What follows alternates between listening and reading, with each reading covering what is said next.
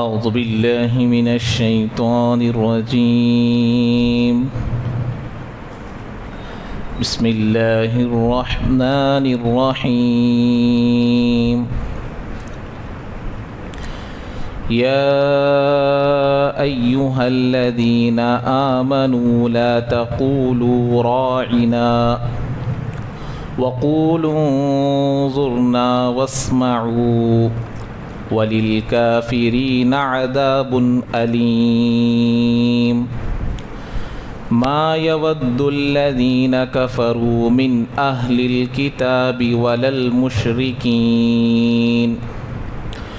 المشركين أن ينزل عليكم من خير من ربكم والله يختص برحمته من يشاء والله ذو الفضل العظيم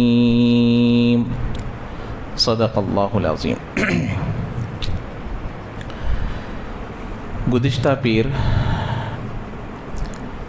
جادو کے سلسلے میں یہود و نصارہ میں جو خرابی تھی اس کا مکمل تذکرہ آ چکا ہے، تو اس کی کیا حقیقت ہے، اس پر کیا یقین مسلمانوں کو رکھنا چاہیے، اور اس کے سلسلے میں کیا عقیدہ ہونا چاہیے، یہ پوری تفصیلات گزر چکی ہیں۔ ایک سوال یہ ہے، ایک تو جادو مطلق طور پر حرام ہے، اور جو اس میں تھوڑی برابر بھی حصہ لیتا ہے وہ بھی حرام میں مبتلا ہے۔ اس لیے سوال کرنے والے سوال کرتے ہیں، سوال کرنا اچھی چیز ہے، لیکن کرنے کی وجہ سے صحیح ہے یا برا ہے معلوم ہوتا ہے، اگر نہیں کریں گے تو صحیح برا نہیں معلوم ہوتا۔ اس لیے کبھی بھی سوال کرنے میں، چاہے سوال کرنے کے بعد ہمارے کم علمی کا کتنا بھی علم ہو جاتا ہو، اس ڈر سے سوال کرے بغیر نہیں رہنا۔ سوال کتنا بھی اس سوال کے، یعنی کیونکہ سوال کرنے سے آدمی کا وقار معلوم ہوتا ہے کہ اس کے اندر کتنا علم ہے، سوال سے معلوم ہوتا ہے۔ خاموش رہنے سے کچھ نہیں معلوم ہوتا، اسی لیے بسا اوقات خاموشی گمراہی کا سبب بن سکتی ہے۔ لیکن جب آدمی سوال کر لیتا ہے تو بسا اوقات جس کو وہ نیکی سمجھ رہا تھا وہ گناہ ہو تو اس لیے اس گناہ سے بچنے کے لیے سوال کرنے سے معلوم ہو۔ جیسے کہ ابھی میں آپ کو مثال دے رہا ہوں، ایک آدمی سوال کیا گزشتہ اس درس کو سننے کے بعد، اکثر و بیشتر آپ لوگ بھی سنے ہوں گے، میں ایک ایسی تعویذ بنانا چاہتا ہوں کہ اس لڑکی کے دل میں میری محبت آ جائے، میں اس سے شادی کرنا چاہتا ہوں، تو کیا یہ جائز ہے ایسی تعویذ کہ دوسری لڑکی کے دل میں میری محبت آ جائے اور ہمارا دونوں کا رشتہ ہو جائے اور ہم دونوں شادی کر لیں؟ تو دیکھیے یہ جائز نہیں ہے، یہ جائز نہیں ہے۔ کیوں جائز نہیں ہے؟ اس لیے کہ جن چیزوں کا عمل شریعت میں موجود ہے، جس کام کا طریقہ شریعت میں موجود ہے، اس میں یہ چیزیں نہیں چلتی۔ اب مثال کے طور پر اب دنیا میں ایک سنت، ایک طریقہ چلتا ہے کہ یہ کام اس طریقے سے کرنا، یہ کام اس طریقے سے کرنا۔ اب اللہ تعالیٰ کام کو بیان کر دیا نبی کے ذریعے سے، اس میں فائدہ ہونا ہے تو یہ کام کرنا ہے، تو اب اس کام کو چھوڑ کر تعویذوں کے پیچھے، پلیدوں کے پیچھے، وظیفوں کے پیچھے پڑ جائیں گے تو وہ کارآمد نہیں ہوں گے، اس سے کوئی فائدہ نہیں ہوگا۔ اب مثال کے طور پر اللہ نے کہا وَاسْتَعِينُوا بِالصَّبْرِ وَالصَّلَاةِ، نماز اور صبر کے ذریعے سے مدد طلب کرو، نماز بھی رہنا، صبر بھی رہنا۔ اب آدمی مدد اللہ سے طلب کر رہا ہے، گھر میں بے برکتی ہے، گھر میں وہ ہے، یہ ہے، وظیفوں کے ذریعے سے کوئی سی تعویذ لکھ کر دے ڈالو، کیا تو بھی تعویذ بولو، کیا تو وظیفہ بول ڈالو، گھر میں بہت لڑیا ہوتے ہیں، گھر میں برکت نہیں ہے۔ اب یہ آدمی جو پوچھ رہا، اللہ کیا بول رہے ہیں؟ نماز پڑھو، گھر میں برکت آئے گی، گھر کے پریشانیاں دور ہوں گی۔ اب یہ جو وظیفے دینے والا اللہ سے بڑا ہے، نعوذ باللہ، کیا یہ پلیدے دینے والا اللہ سے بڑا ہے؟ تو اللہ کے حکم کو چھوڑ کر، اللہ کے بتائے ہوئے طریقے کو چھوڑ کر ان کے پیچھے پڑنے سے یہ چیزیں کوئی فائدہ نہیں دیں گی۔ تو ایسے ہی اب نکاح کے سلسلے میں ایک حکم، ایک طریقہ نبی نے بتایا، جب کوئی لڑکی پسند آ جائے یا اس گھر میں نکاح کا ارادہ ہو رہا ہے، ایک تو دیکھ کر پسند نہیں کرنا، کسی ذریعے سے معلوم ہوا، کسی بھی طریقے سے لڑکی پسند آ گئی، تو اب اس کا طریقہ کیا ہے؟ منگنی ہے۔ اللہ کے نبی کے جتنے نکاح ہوئے ہیں اس میں کیسا کیے ہیں؟ اللہ کے نبی خود رشتے بھیجتے تھے، ان کے گھروں کے پاس بھیجتے تھے، صحابہ کو بھی کتنوں کو بھیجے ہیں کہ بھائی فلاں صحابی کا رشتہ ان کے گھر میں لے کر جاؤ، اور خود اللہ کے نبی حضرت عائشہ کے بارے میں رشتہ بھیجے، تو ایسے کئی سارے رشتے اللہ کے نبی طریقہ دکھا جس کو ہم منگنی بولتے ہیں اور اس کو انگیجمنٹ بولتے ہیں. تو اس طریقے سے اس کا رشتہ اب یہ حلال طریقے سے اس کو کرنے کا حکم دیا گیا. اب اس کے دل میں محبت کو پیدا کرنا، اب اس کو اس کے ذریعے سے وظیفوں کے ذریعے سے یہ درست کام نہیں ہے. تو یہ ایک سوال تھا، اس کا جواب دے دیا گیا. اب جیسے کہ میں آپ لوگوں کو گزشتہ پیر بتایا تھا، اب تک اہل کتاب کا اللہ کے نبی اور قرآن کے ساتھ کیا معاملہ تھا وہ ذکر آیا. قرآن کے ساتھ ان کے کیا کیا سوالات آتے تھے، کیا کیا مذاق اڑاتے تھے، نبی کے ساتھ کیسا ان کا معاملہ تھا. یہ اب ان مشرکین کا، ان یہود و نصارہ کا مسلمانوں کے ساتھ، صحابہ کے ساتھ ان کا کیا معاملہ تھا، اس کو اب یہاں سے بیان کر رہے ہیں. سب سے پہلی چیز، عربی میں ایک لفظ ہے راعنا. کیا لفظ ہے میں؟ راعنا. اس کا مطلب ہوتا ہے ہماری رعایت کرو، ہماری طرف بھی توجہ دو، ہمارے طرف ہمارا بھی خیال کرو. اس کا مطلب یہ ہوتا ہے. لیکن یہودیوں کی زبان میں راعنا کا مطلب ہے احمق، بے وقوف، اور اس کو اور تھوڑا کھینچ کر بولیں گے راعینا. اس طریقے سے بولیں گے تو ہمارا چرواہا، ہمارے بکریوں کو چرانے والا، ہمارے گائوں کو چرانے والا. تو چرواہے کے معنی میں آتا ہے. تو یہ یہود و نصارہ اللہ کے نبی کی مجلس میں آتے تھے، بیٹھتے تھے، تو مجلس میں کیا کرتے تھے، اللہ کے نبی کو مخاطب کر کے راعینا کہتے تھے، اللہ کے نبی کی شان میں گستاخی کرتے تھے. تو صحابہ کو اس کا لفظ نہیں معلوم تھا. راعینا کا مطلب سمجھتے تھے کہ ہماری طرف بھی توجہ دو، ہمارا بھی خیال رکھو، ہمارا بھی خیال رکھو. تو ان کے استعمال کرنے کی وجہ سے بھولے بھالے مسلمان بھی راعینا کہنے لگے. کیا مطلب کیا ہوا کہ اس کا مطلب کیا ہے، احمق کیا ہے. اب صحابہ جان کر تو نہیں کہتے تھے، مسلمان جان کر تو نہیں کہتے تھے. اللہ کے نبی کو جان کا نذرانہ پیش کرنے والے، اتنی عقیدت، اتنی محبت، وہ کیسے ایسے کہہ سکتے ہیں. تو اللہ نے ان کو یہ آیت نازل کر کر بتایا کہ یہ لفظ تم نہ کہو، تم کو کیا کہنا ہے وہ یہاں بیان کیا گیا. تو صحابہ انجانے میں، ان کے دھوکے میں آ کر اس طریقے سے کہنے لگے. تو اللہ تعالیٰ یہاں اس کا جواب دے رہے ہیں، ان کو ترغیب دے رہے ہیں، تم ایسا نہ کہو. وہ لوگ کہہ رہے ہیں، وہ دشمنی میں کہہ رہے ہیں، اللہ کے نبی کی شان میں گستاخی کی نیت سے کہہ رہے ہیں. تم لوگوں کو کیا کہنا ہے وہ یہاں بتا رہے ہیں. یا ایھا الذین آمنوا لا تقولوا راعنا، اے ایمان والو تم نہ کہو راعنا. راعینا کہیں گے تو احمق، راعینا کہیں گے یا مدہ کے ساتھ ہمارا چرواہا. دونوں لفظ نہیں کہنا. کیا کہنا ہے؟ وقول انظرنا. کیا کہنا ہے؟ انظرنا، ہمارے طرف بھی دیکھو. انظرنا کے معنی دیکھو، ہمارے طرف بھی دیکھو. یہ لفظ تم کہہ سکتے ہو لیکن راعینا مت کہنا. اس کے بعد اللہ نے کہا یہ یہ پریشانی نہ آنا ہو تو کیا کرنا ہے، واسمعوا، غور سے سنو. دین کی باتوں کو غور سے سننا، اور غور سے سننے کی وجہ سے یہ مسئلہ ہی پیدا نہیں ہوگا. وانظرنا کہنے کی بھی ضرورت نہیں پڑے گی، راعینا کہنے کی بھی ضرورت نہیں پڑے گی. جب غور سے سنیں گے تو یہ بولنے کی ضرورت پڑتی کیا؟ نہیں پڑتی. تو اس لیے کہتے ہیں دین کی باتوں کو غور سے سننا، ورنہ کیا ہو جائے گا، بیاج نہیں کھانا بولے مولانا بولے تو جا کے پیاز نہیں کھانا بولے بول جاتے ہے کہ نہیں. تو غور سے نہیں سنیں گے تو یہ مسئلہ آ جائے گا، اے مولانا پیاز نہیں کھانا بولے. اور جمائی آئے تو استغفر اللہ پڑھنا بولے تو وہاں جا کر جمائی آئے تو استغفر اللہ پڑھنا بولے تو مولانا اس کا جمائی جو ہے دین تبلیغ والا تھا، دین کو جاننے والا تھا. داماد گھر کے اندر آئے، جمائی بولتے نا، تو جمائی آتے ہی استغفر اللہ استغفر اللہ استغفر اللہ بولے. داماد پریشان، کیا ابھی میں شیطان نظر آ رہا ہوں کیا ایسے استغفر اللہ بولتا ہے یہ آدمی؟ تو بولے نہیں، ہمارے مولانا بولے جمائی آئے تو استغفر اللہ بولنا کہتے، اس لیے میں بول رہا ہوں. اللہ اکبر. سسر صاحب وہ جمائی نہیں، جمائی ہے. وہ کیا ہے؟ جب نیند آنے سے منہ کھلتا ہے نا اس کو کیا بولتے ہیں؟ جمائی بولتے ہیں. تو جمائی آنے پر پڑھنے لگیں گے تو یہ مسئلے ہو جائیں گے. پیاز نہ کو کھاؤ بولے بول ڈالتے، نہیں تو جمائی آئے تو یہ پڑھنا پڑتا. تو اسی لیے اللہ نے کہا باتوں کو غور سے سنو، یہ مسئلہ ہی پیدا نہیں ہوگا. حل بتا دیا اللہ تعالیٰ.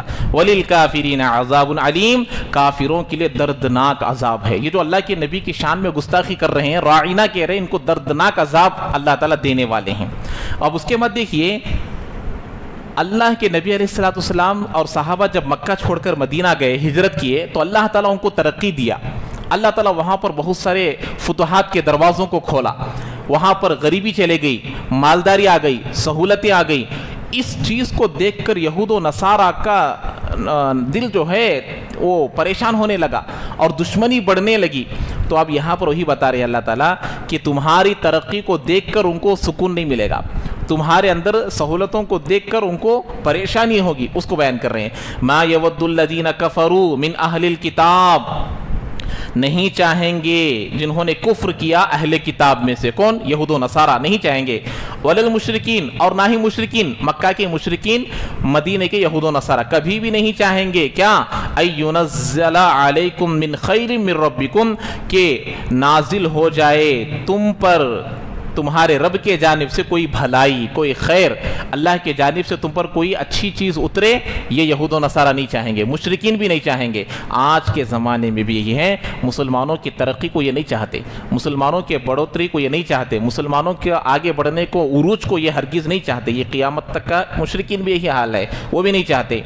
تو اللہ تعالیٰ نے فرمایا لیکن مدینے میں مسلمان بڑھ رہے تھے، مسلمانوں میں مالداری بھی بڑھ رہی تھی، سہولتیں بھی بڑھ رہے تھے، تو اللہ نے کہا واللہ یختص برحمتہ من یشاء، اللہ تعالیٰ مخصوص کرتے ہیں اپنی رحمت کو جس کو چاہے، جس اللہ کی رحمت ہے، اللہ جس کو چاہے دیتے ہیں، وہ چاہے جلے یا نہ جلے، لیکن اللہ جس کو جتنا دینا ہے وہ طے شدہ ہے، اللہ دینے والے ہیں۔ واللہ ذو الفضل العظیم، اللہ تعالیٰ بڑے ہی فضل والے ہیں، اللہ تعالیٰ بڑے ہی فضل والے ہیں۔ اب یہاں پر دیکھیے راعینا لفظ بتایا نا میں، اس سے ایک سبق ہم لوگوں کو ملتا ہے، کیا؟ ایسے الفاظ کا استعمال کرنا مسلمانوں کو منع ہے جس میں برے معنی کا بھی احتمال ہو، کو میننگ، ڈبل میننگ جس کو ہم بولتے ہیں، جس کے اندر دونوں میننگ آنے کے امکانات ہوتے ہیں، ایسے الفاظ کا استعمال نہیں کرنا۔ اس سے کیا ہوتا؟ لوگوں میں غلط فہمی پیدا ہوگی، لوگوں میں دشمنی پیدا ہونے کے امکانات ہوں گے۔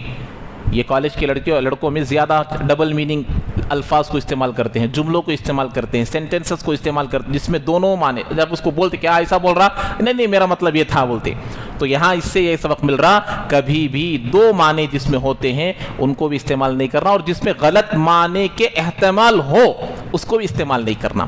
اور اسی طریقے سے اسی سے یہ سبق بھی معلوم ہوتا مقتدا، جو لوگوں میں بڑا ہو، جس کو نمونہ بنائے ہو، وہ آدمی ایسا کام بھی نہیں کرنا جو دوسروں کو بھٹکنے کا سبب بنے دوسروں کو بھٹکنے کا، یعنی بھئی انیج کر رہا تو ہمیں کہیں کو نہیں کرنا، انوچ یہ کر رہے تو ہمیں کہیں کو نہیں کرنا، یہ ایسا، اس لیے کہ اس کا بگڑنا ایک قوم کا بگڑنا ہے، اس کا بگڑنا ایک جماعت کا بگڑنا ہے، اس کا بگڑنا ایک گاؤں کے بگڑنا، اس لیے اس کو محتاط رہنا چاہیے، مقتدا جس کو کہتے ہیں۔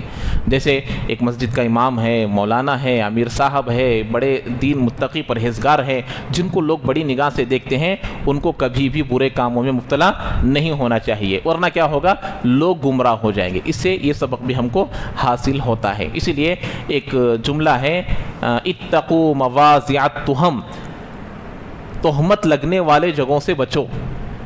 500 روپے کا چھٹا چاہیے، اب ہم لوگ جہاں پر بھی چاہے لے سکتے ہیں، منہ پر ہمارے داڑھی بھی ہے، ٹوپی بھی ہے، جبہ پیجامے پہنے ہیں، چینج 500 کا چینج لینے کے لیے شراب کی دکان میں چلا گیا، اچھا آدمی ہے، متقی پرہیزگار ہے، لیکن چینج لینے کے لیے کہاں گیا؟ شراب کی دکان میں گیا۔ اب ایک بھولا بھالا آدمی کھڑا، ارے امیر صاحب پیتے ہیں، یہ خیال پیدا ہوگا، حالانکہ وہ نہیں پیا، لیکن اس کو برے خیال دل میں لانے کا سبب تیرا عمل بنا ہے۔ ایسے کاموں سے مسلمانوں کو بچنا ہے، یعنی دوسرے کے دلوں میں برے خیالات کے پیدا ہونے کا ذریعہ مت بنو۔ خامخواہ بدنام ہوتے ہیں کیے بغیر، ایک تو آدمی کر بدنام ہوتا ہے، دوسرا کیے بغیر بدنام ہوتا ہے، جیسے کہ یہ مثال میں دیا۔ ایسے ہی چوری کرنے والے کو بھی چوری کرنے کا موقع نہیں دینا۔ چور بن کر نہیں آتا، چور نمازی کی شکل اختیار کر آتا، نمازی بن کر آتا ہے۔ نمازی چور نہیں ہوتا، لیکن چور نمازی بن کر آ جاتا ہے، سمجھ رہے ہیں؟ مسلمان چور نہیں ہوتا، لیکن چور مسلمان بن کر آ جاتا ہے۔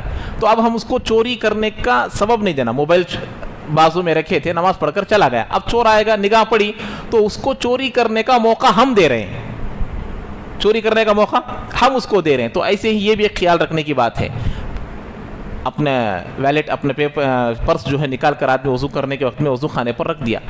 اب جو آدمی چور نہیں آیا، وہ نمازی تھا وہ، لیکن اب آپ لوگ اس کو چوری کرنے پر مجبور کر دیا، اب کون چھوڑے گا اس کو؟ جس کے اندر زیادہ اللہ کا ڈر نہیں ہے، خوف نہیں ہے، اس کو چرا کر لے کر جائے گا۔ تو اس کو موقع کون دے رہا ہے؟ خود آدمی دے رہا ہے۔ تو یہ اس آیتوں سے بات ملتی ہے۔ اچھا، اب یہاں سے دیکھیے ایک بہت بڑی بات، ایک بہت بڑا مسئلہ یہاں کی آیتوں سے بیان کیا جا رہا ہے، اس کو تھوڑا غور سے سننا چاہیے۔ یہ ایک بہت ہی اہم مسئلہ ہے اور اس کو غور سے سمجھیں گے تو بات سمجھ میں آئے گی۔ یہاں پر دیکھیے اللہ نے ایک آیت فرمایا، کیا؟ ما ننسخ من آیت، قرآن میں بعض آیتیں باقی ہے، بعض آیتیں ختم ہو گئی، اور بعض آیتیں ہیں لیکن اس پر عمل نہیں ہے، اور بعض عمل ہے آیتیں نہیں ہیں۔ ننسخ کے مطلب آتے ہیں منسوخ ہو جانا۔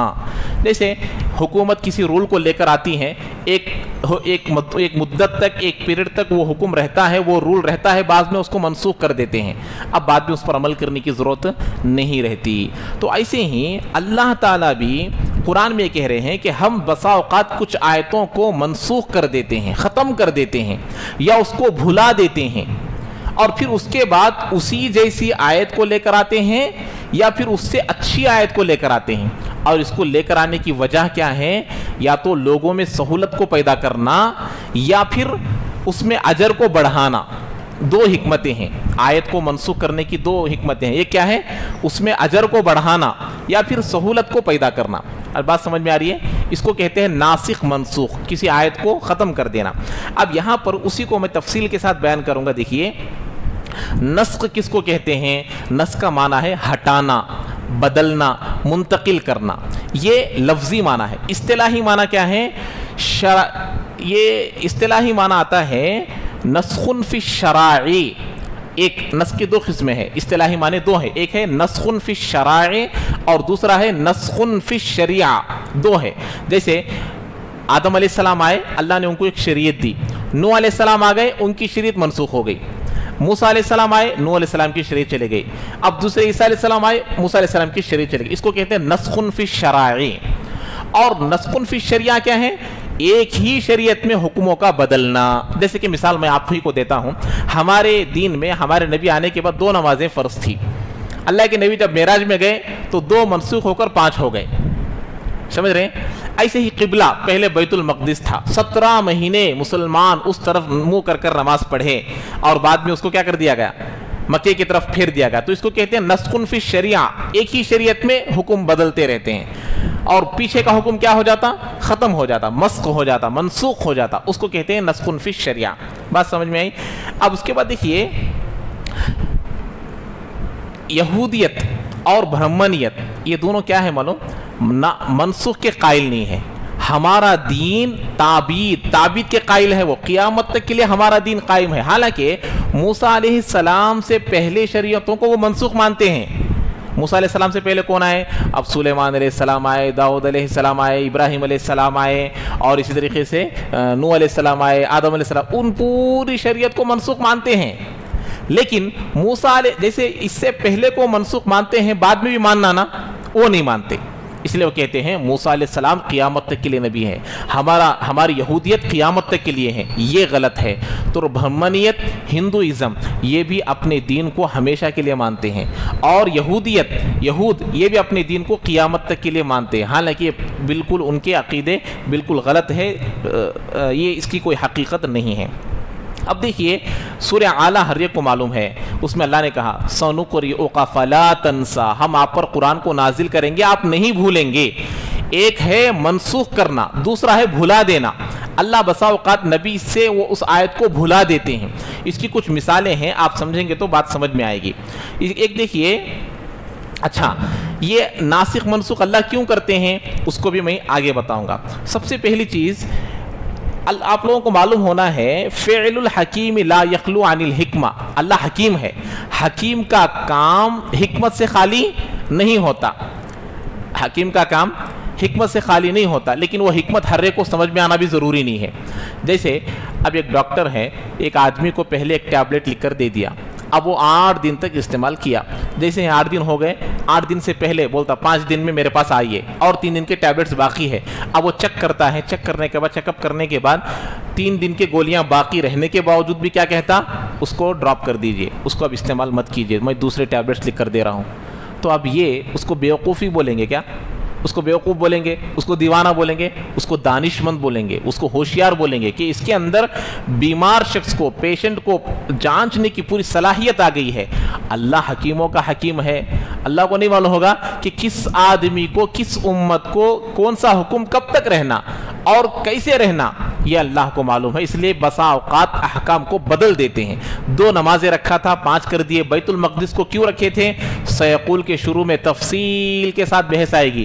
بیت المقدس کو 17 مہینے کیوں اللہ نے قبلہ بنایا؟ حالانکہ کعبۃ اللہ کو بنانا تھا، 17 مہینے کر پھر بعد میں ادھر ہی نماز پڑھنے کو کیوں کہا؟ اور پھر اس میں بھی تحویل قبلے کا حکم بدلا نا، وہ نماز کے دوران آیا ہے۔ صحابہ نماز کی حالت میں تھے، نبی نماز پڑھا رہے تھے، عصر کی نماز میں حکم جبرائیل السلام آئے، تمہارا قبلہ اب کیا ہے؟ بیت اللہ ہے۔ نماز ہی میں لوگ پھر گئے، بیت اللہ سے پھر گئے۔ جو لوگ حج اور عمرہ کر آئے ہیں، جہاں پر ہم لوگ مسجد قبلتین دیکھ کر آئے ہوں گے، جو حج اور عمرہ کیے ہیں، قبلتین دونوں قبلے موجود ہے۔ اسی مسجد میں اللہ کے نبی اپنے رخ کو موڑ لیے تھے، اس کو قبلتین کے دونوں طرف نماز کر پڑھے۔ وہ کیوں پڑھے تھے؟ وہ حکیم کی حکمت ہے، وہ جب سیقول آئے گا تو اس وقت اس کو بتاؤں گا۔ ایک تو یہ ہوگا۔ اب یہاں پر دیکھیے، جیسے آپ لوگوں کو میں بتاتا ہوں، قرآن میں آیت ہے، حکم نہیں ہے۔ آیت موجود ہے، حکم نہیں ہے۔ اور اسی طریقے سے بسا اوقات آیت رہتا ہے، اس حکم کو ختم کر دیتے ہیں۔ اس کی مثال یہاں پر ہے، میں وہ آپ کو بتاتا ہوں۔ دیکھیے، اللہ تبارک و تعالیٰ جب شوہر انتقال کر جاتا ہے تو عدت کا حکم پہلے 1 سال رکھے تھے۔ کتنے سال؟ 1 سال۔ اب 4 مہینے 10 دن ہے، تو وہ آیت اللہ تعالیٰ قرآن میں موجود رکھے ہیں۔ دیکھیے، اللہ نے فرمایا تھا والذین یتوفون منکم ویذرون ازواجا وصیۃ لازواجہم متاعا الی الحول غیر اخراج۔ جو اپنی بیویوں کو چھوڑ کر انتقال کر جاتے ہیں، وہ 1 سال تک اپنے گھر سے باہر نکالے بغیر اس کا خرچہ دیکھتے ہوئے 1 سال تک عدت کرنا ہے عورت کے لیے۔ کتنے؟ 1 سال۔ اب بعد میں میں بتایا نا، ناسخ منسوخ کا کیوں ہے؟ سہولتیں پیدا کرنا مقصود ہوتا ہے یا اجر بڑھانا مقصود ہوتا ہے؟ تو اللہ نے اس 1 سال کو بدل کر یہاں پر اس کا حکم بتایا، والذین یتوفون منکم ویذرون ازواجا یتربصن بانفسہن 4 اشہر وعشرا۔ جن کی بیویاں ہو اور شوہر انتقال کر جائے، ان کی بیویاں 4 مہینے 10 دن تک عدت گزارنا ہے۔ آیت 1 سال کی بھی موجود ہے، لیکن عمل نہیں ہے۔ اب عمل اس پر ہوگا، تو یہ مثال کس کی؟ ناسخ منسوخ کی۔ آیت موجود ہے لیکن ایکٹ موجود نہیں ہے، عمل موجود نہیں ہے، حکم موجود ہے لیکن اس پر عمل نہیں ہوگا۔ اس کی مثال یہ ہے، اللہ حکیم ہے تو اللہ تعالیٰ آسانی کو پیدا کہ ایک آیت یہ ہے۔ دوسرا، بھلا دینے کی دوسری مثال کیا ہے؟ اللہ تعالیٰ ننسیہا کہا نا، انسا کہتے ہیں بھلا دینے کو، نس کہتے ہیں مٹا دینے کو۔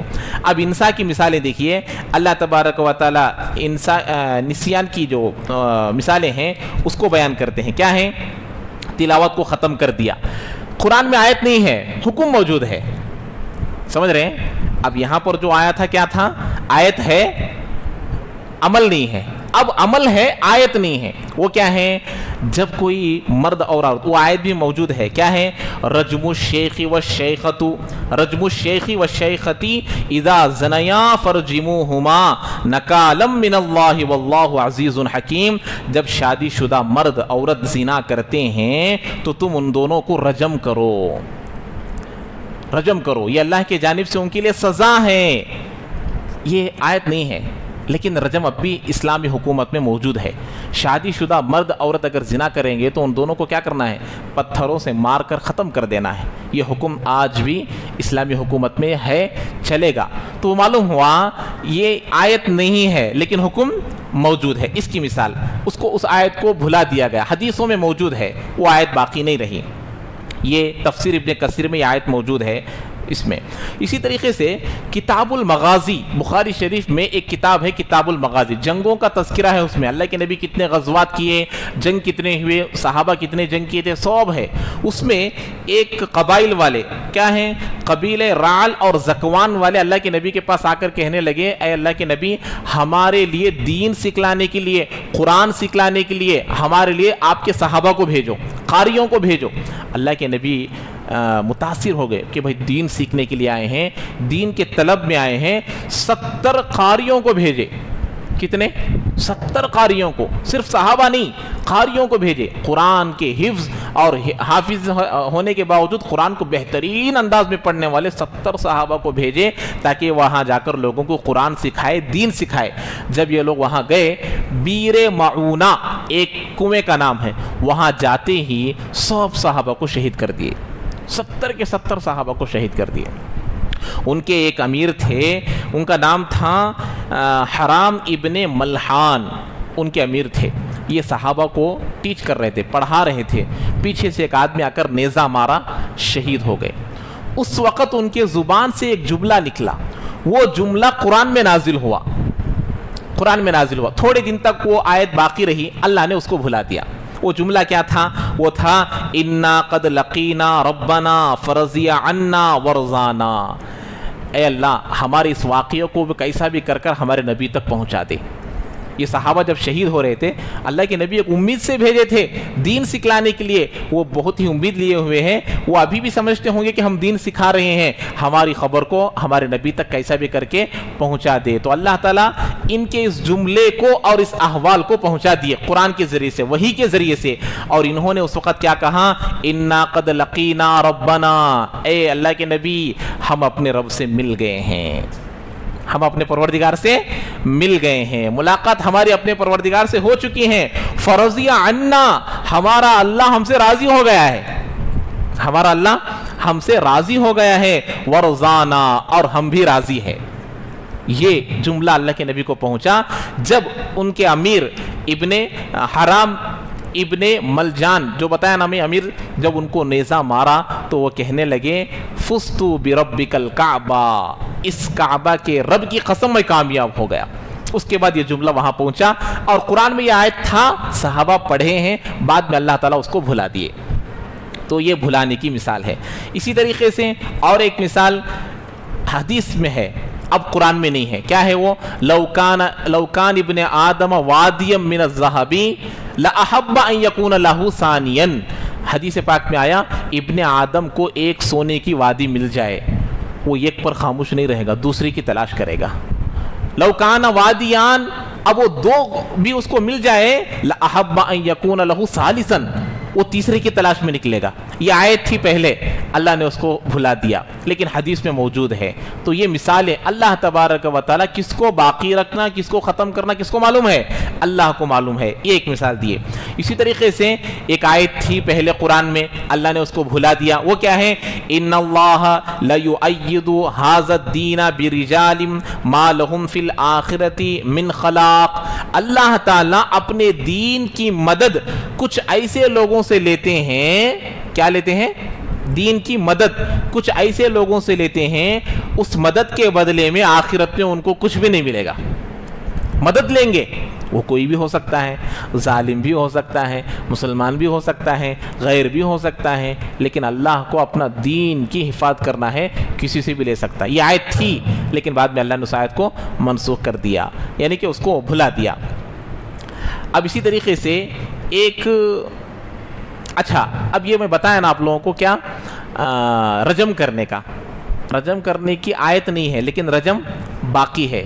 ارے بات سمجھ میں آ رہی نہیں آ رہی آپ لوگوں کو؟ ناسخ منسوخ کی مثال بہت اہم مسئلہ ہے کہ ناسخ منسوخ کا مسئلہ اللہ تبارک و جس آیت کو چاہے باقی رکھتے ہیں، جس کو چاہے ختم کر دیتے ہیں. اب رجم کی آیت نہیں ہے لیکن عمل باقی ہے. اب کوئی کہہ سکتا ہے قرآن کو آپ لوگ اتنے مدلل مانتے ہیں، قرآن پر اتنا عمل کرتے ہیں، جب اس پہ نہیں ہے تو اتنے سختی سے اسلامی حکومت والے کیسا اس پر عمل کرتے، رجم کیوں کرتے ہیں؟ تو یہ عمل بالتواتر، تواتر کے ساتھ ایک کے بعد ایک، ایک کے بعد ایک، ایک کے بعد ایک عمل کرتے کرتے کرتے آئے ہیں. تو یہ ثابت ہونے کی وجہ سے اس کو چھوڑا نہیں جا سکتا، اس کو چھوڑا نہیں جا سکتا. اسی کے سلسلے میں حضرت عمر رضی اللہ تعالیٰ عنہ کا ایک قول ہے. انہوں نے یہ خوف کیا تھا، جو شک ابھی ہم کو آیا نا، تو حضرت عمر رضی اللہ تعالیٰ عنہ نے فرمایا یا ایھا الناس فإن اللہ تعالی بعث محمد صلی اللہ علیہ وسلم بالحق. اے لوگوں، اللہ نے نبی کو حق بنا کر بھیجا ہے، وہ باطل نہیں ہے۔ وَأَنزَلَ عَلَيْهِ الْكِتَابَ فَكَانَ فِي مَا أَنزَلَ عَلَيْهِ آیَةَ الرَّجْمِ، اور اسی نبی پر اللہ نے آیت رجم کو نازل کیا تھا۔ کون سی آیت کو ابھی ہم پڑھا نا، رجم الشیخ والشیختی، جب شادی شدہ مرد عورت کیا کرتے ہیں، زنا کرتے ہیں تو ان کو رجم کرنا، یہ اللہ تعالیٰ آیت نازل کیا تھا۔ فَقَرَأْنَاهَا، ہم نے اس کو پڑھا ہے، وَوَعَيْنَاهَا، اور ہم نے اس کو یاد بھی کیا ہے۔ وَرَجَمَ رسول اللہ، اللہ کے نبی نے بھی زنا کرنے والے شادی شدہ مرد عورت کو رجم کیے ہیں۔ وَرَجَمْنَا بَعْدَهُ، اور اللہ کے نبی چلے جانے کے بعد ہم نے بھی رجم کیا ہے۔ فَأَخْشَىٰ أَن يَطُولَ بِالنَّاسِ زَمَانٌ، لیکن مجھے ڈر ہے، خوف ہے، زمانہ بڑھتے بڑھتے بڑھتے بڑھتے لوگ کئی رجم کرنے کو چھوڑ نہ دے، رجم کرنے کو چھوڑ نہ دے۔ کیا مطلب، کوئی آدمی کہے گا ان یقول قائل لا نجد آیت الرجم فی کتاب اللہ، کتاب اللہ میں ہم رجم کی آیت کو نہیں مانتے، اس لیے زنا کرنے والے مرد عورت کو کیا نہیں کریں گے، رجم نہیں کریں گے۔ حضرت عمر اسی وقت فرمائے تھے، تو فرمایا فَيَظُلُّ بِتَرْكِ فَرْضِيَّةٍ، تو یہ اللہ کے ایک فرض کو چھوڑنے والے ہو جائیں گے۔ اور آگے فرمایا قد انزلہ اللہ فالرجم فی کتاب اللہ حق علی من زنا اذا احسن من الرجال ومن النساء، یہ حق ہے جب کوئی شادی شدہ مرد عورت زنا کرتے ہیں تو ان کو رجم کرنا ہے، کیسے، اذا قامت البینۃ، جب دلیل ہو، جب کیا ہو، دلیل رہنا، چار گواہ رہنا، ایک دو نہیں، کتنے رہنا، چار گواہ رہنا، یا پھر خود وہ اعتراف کرنا، یا پھر وہ حاملہ ہونا، یہ تین چیزیں، ایک کیا ہے، خود اقرار کرنا، یا پھر بولو بھائی، خود اقرار کرنا یا حاملہ ہونا یا پھر چار گواہ ہونا، تبھی اس کو رجم کر سکتے ہیں۔ رجم میں ایک قاعدہ ہے، کیا ہے، الرجم ینتدر بالشبہات، حدود میں اللہ کے جو حدود ہے، حدود کے معنی ہوتے ہیں قصاص کرنا، قتل کے بدلے قتل کرنا، زنا کرنے والوں کو رجم کرنا، اور کسی پر جھوٹا الزام لگانے والے کو 80 کوڑے مارنا، یہ تمام چیزوں کو حدود بولتے ہیں۔ حدود میں تھوڑا بھی شک آ گیا، حدود ساقط ہو جاتے ہیں۔ اچھا، اب یہاں پر دیکھیے، اس کی میں کچھ حکمتیں آپ کو بیان کر رہا ہوں۔ رجم کے کیا فائدے ہیں، سمجھ رہے ہیں؟ میں بتایا نا، اللہ حکیم ہے، حکیم کا کوئی کام حکمت سے خالی نہیں ہوتا۔ اللہ نے ایک جگہ قرآن میں فرمایا اِنَّ لَكُمْ فِي الْقِصَاصِ حَيَاتٌ، قصاص کا مطلب کیا، کوئی آدمی کسی کو قتل کر دیا، قتل کرنے کے بعد جو قتل کیا ہے قاتل کو بھی قتل کیا جائے گا، اس کو بولتے ہیں قصاص، برابر سرابر بولتے ہیں اس کو۔ تو اللہ کہہ رہے ہیں قصاص میں زندگی ہے، حالانکہ ایک آدمی کو قتل کر دیا تو اس کے بعد زندگی جاری بچ رہی، جان کے بدلے جان جاری، لیکن اللہ کیا بول رہے ہیں، کیا بول رہے بھائی، تمہارے لیے زندگی ہے، تمہارے لیے حیات ہے۔ اس کا مطلب یہ ہے اگر قاتل کو قتل نہیں کیا جائے گا، قتلیں ہوں گی، لڑائیاں ہوں گی، جھگڑے ہوں گے، جنگ ہوں گی، اب وہ اس کو مرتے وقت بول کر مرے گا اس کا بدلہ اب تک ہم لوگ نہیں لیے، اس کے بعد جنگ کرو، اس کے بعد بھی لڑائی قائم کرو۔ قاتل کو ہی جڑ سے ختم کر دیا گیا تو دشمنی رہے گی؟ اب کوئی دوسرے مریں گے، دوسرے شہید ہوں گے، دوسرے کسی کی جان جائے گی؟ اللہ نے کہا دیکھو اس میں تمہارے لیے جان ہے، اس میں تمہارے لیے زندگیاں ہیں۔ تو یہ اللہ کا حکم ہے۔ اللہ کا حکم سمجھ میں آنا ہر ایک کے لیے ضروری نہیں ہے، لیکن جس کو سمجھ میں آ گیا وہ کبھی بھٹکے گا نہیں ہے۔ اسی طریقے سے رجم کو اللہ نے کیوں کیا؟ پتھر سے مارنا کوئی معمولی بات ہے کیا؟ ایک آدمی کو چھوٹی سی چوٹ لگ جائے گی تو کیا ہو جائے گا؟ آدمی تڑپتا ہے، کبھی آدمی کو چھوٹا سا زخم ہوتا ہے۔ اللہ کے نبی اس لیے کہا کلکم کل جسد، تم پورے کے پورے ایک جسم کے مانند ہو۔ انگلی پر چوٹ آتا ہے تو پورا جسم تڑپتا ہے، تو پورے مسلمان ایسے رہنا چاہیے۔ تو ایک زخم آدمی کو نیچے اوپر کر دیتا ہے، تو پتھر سے تڑپا تڑپا کر مارنے کا حکم اللہ نے کیوں دیا؟ یہ حدود ہے، اور حدود چھوٹی سی چیز پر بھی وہ کیا ہو جاتا ہے، وہ ساقط ہو جاتے، وہ سزا نہیں ملتی۔ اسی لیے کوئی آدمی جا کر، چار لوگ بھی جا کر اگر زنا کی تہمت لگاتے ہیں یا زنا کے بارے میں جا کر بولتے ہیں تو قاضی کو یہاں تک حکم ہے، قاضی کو یہاں تک حکم ہے جیسے سرما دانی میں سرما لگانے کی کاڑی کو داخل کرتے ہیں، کیا تم نے ایسا دیکھا ہے؟ یہ سوال کرنے کا بھی حکم دیا گیا۔ یہ حد کسی پر لگانا معمولی بات نہیں، کسی کی جان لینا معمولی بات نہیں ہے۔ اور اگر یہ چاروں لوگ کہیں کہ ہاں ہم نے ایسا ہی دیکھا ہے، یہی حکم 28ویں پارے میں آئے گا، وہ کب آئے گا نہیں معلوم، اس لیے ابھی اس بات کو بتا دیتا ہوں۔ ایک صحابی نے دیکھا کہ اپنی بیوی کو غلط کام کرتے ہوئے دیکھا کہ وہ بیوی دوسرے کے ساتھ غلط کام کر رہی تھی۔ اللہ کے نبی کے پاس آ کر صحابی کہنے لگے کہ اللہ کے نبی میری بیوی اس طریقے سے کی۔ اب اللہ کے نبی نے کہا 4 گواہوں کو لے کر آؤ۔ حکم تو وہی ہے نا، کوئی زنا کرتے ہوئے دیکھے تو کیا کرنا؟ 4 گواہوں کو لے کر آنا، یا پھر وہ حاملہ ہونا، یا پھر وہ خود اقرار کرنا۔ اللہ کے نبی کہا جاؤ گواہ لے کر آؤ۔ وہ صحابی کا جو وقار تھا وہ جوش میں آ گیا، ایک میں اپنی بیوی کو گناہ کرتے ہوئے دیکھوں اور پھر 4 گواہوں کو لے کر آؤں، اللہ کے نبی کیسے ہو سکتا ہے؟ تو اس کے بارے میں اللہ تعالیٰ نے حکم کو بدلا۔ جب بیوی کو شوہر ایسا کرتے ہوئے دیکھے تو اس کے لیے کیا ضروری نہیں ہے؟ گواہ ضروری نہیں ہے۔ یہ اللہ نے حکم لے کر آیا بیوی کے سلسلے میں۔ اب وہ کہاں ہے وہ بعد میں آئے گا، اب مختصر طور پر میں بیان کیا، لیکن دوسروں کے سلسلے میں یہ ہے۔ اب پتھر سے مارنا، وہ بھی کسی روم میں لے جا کر صرف اکیلے مارنا نہیں ہے، لوگوں کے سامنے مارنا، گواہوں کے سامنے مارنا۔ لوگوں کے سامنے مارنا کیوں؟ دوسرا یہ گناہ نہیں کرنا۔ آج ہندوستان میں آپ گوگل میں چیک کیجئے، انسیف وومن ان ورلڈ، سب سے زیادہ عورتیں انسیف ہے ملکوں کے نام آئیں گے، اس میں دوسرے یا تیسرے نمبر پر انڈیا ہے۔ ابھی اب کلکتہ کا چلا، 2012 میں وہ نربھیا کا چلا تھا، ان کو سزا ملی 2020 میں، ہے کہ نہیں؟ 2020 میں وہ جنتا کرفیو سے ایک دن پہلے ان کو سزا دی گئی، 20 مارچ کو 2020 میں۔ تو یہ اس کو کیا بولتے ہیں، انصاف ملنے والا بولتے ہیں کیا؟ اور عورت خود باہر ہمت سے جانے کے لیے تیار نہیں ہے، اور عورتوں کی عزت کی حفاظت نہیں ہے۔ تو اگر کسی کو ایسی سزا دی جائے گی، کیا کوئی آنکھ اٹھا کر دیکھے گا؟ تو لوگوں کے سامنے کرنا کیوں؟ ارے کون بھی، کسی کے دل میں بھی خیال نہیں آنا کہ میں کسی کی عزت کو لوٹوں، کسی کے دل میں بھی خیال نہیں آنا۔ ایک دوسری بات یہ ہے کہ یہ کرنے، گواہوں کے سامنے کرنے کی وجہ یہ ہے، اگر گواہوں نے جھوٹ بولا ہو تو ایک پتھر مارنے کے بعد اور 2 پتھر مارنے کے بعد اس کو تڑپتے ہوئے دیکھ کر گواہ رجوع کر لیں گے کہ ہم نے جھوٹ کہا ہے، اس کو چھوڑ دو۔ جو جھوٹ سچ بولا ہو، سچ بولے ہیں تو وہ اپنی بات پر کیا رہیں گے؟ قائم رہیں گے۔ جھوٹ بولے ہیں تو کوئی آدمی باقی رہے گا؟ جیسے ہینگ کرنا، وہ کیا بولتے ہیں، پھانسی ڈال دینا، یا گن سے مار دینا، وہ یہ پورے فائدے اس میں حاصل ہوتے ہیں؟ حاصل نہیں ہوتے۔ لوگوں کو سبق بھی نہیں ملتا اور جھوٹے گواہوں کو بھی رجوع کرنے کا موقع نہیں ملتا۔ ایسے ہی معیز اسلمی رضی اللہ تعالیٰ عنہ ایک صحابی ہے، ان سے زنا واقع ہو گیا تھا۔ وہ صحابی اللہ کے نبی کے پاس آ کر اقرار کیے، بتایا نا، حاملہ ہونا یا آدمی خود اقرار کرنا یا 4 گواہ دیکھنا۔ وہ آ کر بولے اللہ کے نبی زنا ہو گیا ہے۔ اللہ کے نبی نے حد جاری کی، اب ان کو مارنا شروع کیا۔ وہ بھاگنے لگے، اللہ کے نبی بول کر چلے گئے۔ اب وہ بھاگنے لگے، اونٹ کی ایک ہڈی لے کر دوسرے صحابی ان کو مار دیے، وہ شہید ہو گئے۔ اب ان کو قتل کر دیا گیا، ان کو یہ یعنی کہ وہ ہڈی سے مارنے کی وجہ سے ان کا رجم ہو گیا، ان کو قتل ہو گیا۔ اب ہونے کے بعد اللہ کے نبی کے پاس آ کر بولے، اللہ کے نبی وہ بھاگ رہے تھے پھر بھی ہم نے ان کو نہیں چھوڑا۔ اللہ کے نبی نے کہا اللہ تجھ پر رحم کرے، اس کا بھاگنا اعراض کرنا ہے، منع کرنا ہے کہ میں نے زنا نہیں کیا۔ اس کو چھوڑ دیتا تو اللہ اس کو معاف کر دیتا، اس کو چھوڑ دیتا، اس کا اعراض کرنا ہے کہ میں نے نہیں کیا۔ بھاگنے کا مطلب کیا ہے؟ کہ میں وہ گناہ نہیں کیا۔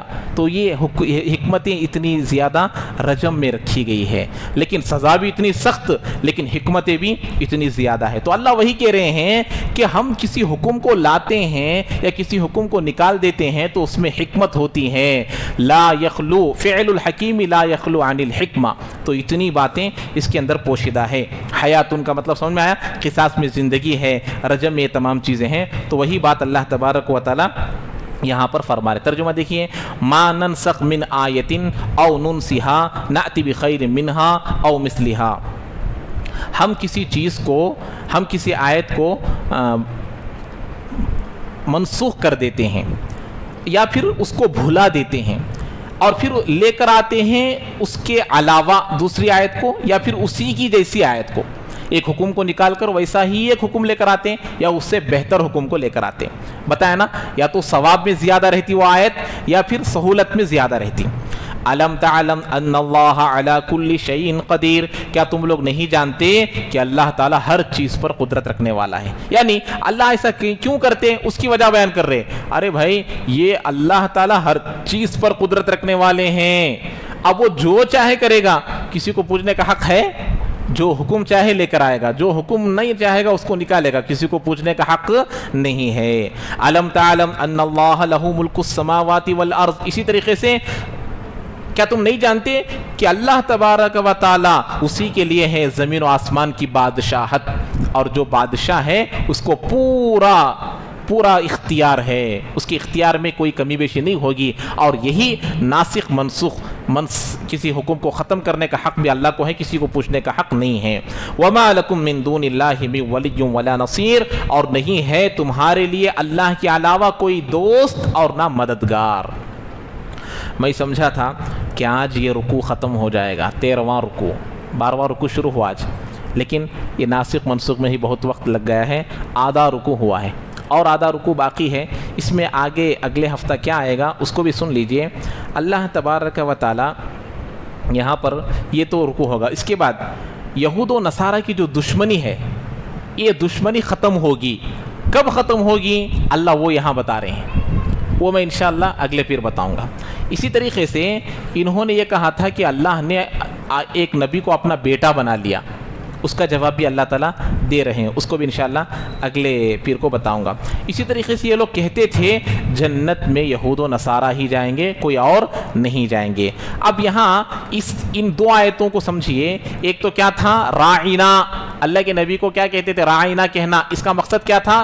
بھولے بھالے مسلمانوں کو چھیڑنا مقصد تھا، تاکہ وہ بھی اللہ کے نبی کو ایسے بلائے. اور دوسرا تھا ان کے ترقی کو دیکھ کر جلتے تھے.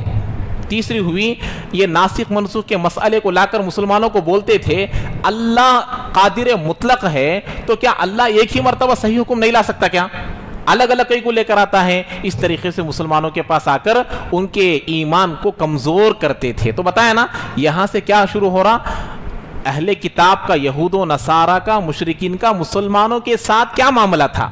تو چھیڑ خانی کرتے تھے، مسلمانوں کو پریشان کرتے تھے. اس طریقے سے اللہ اگر واقعی حکیم ہے ایک ہی مرتبہ وہ حکم لے کر آ جاتے، اس حکم کو لا کر پھر دوسرا حکم کو لانا، اس سے معلوم ہو رہا کہ یہ نبی اللہ کے جانب سے نہیں آئے ہیں. نعوذ باللہ، یہ خود اپنے دل میں جو بات آتی ہے بول دیتا ہے، اور پھر بعد میں جو بات چاہتا ہے اس کو پھر دوسری بات بولتا ہے. اس طریقے سے مسلمانوں کو پریشان کرتے تھے.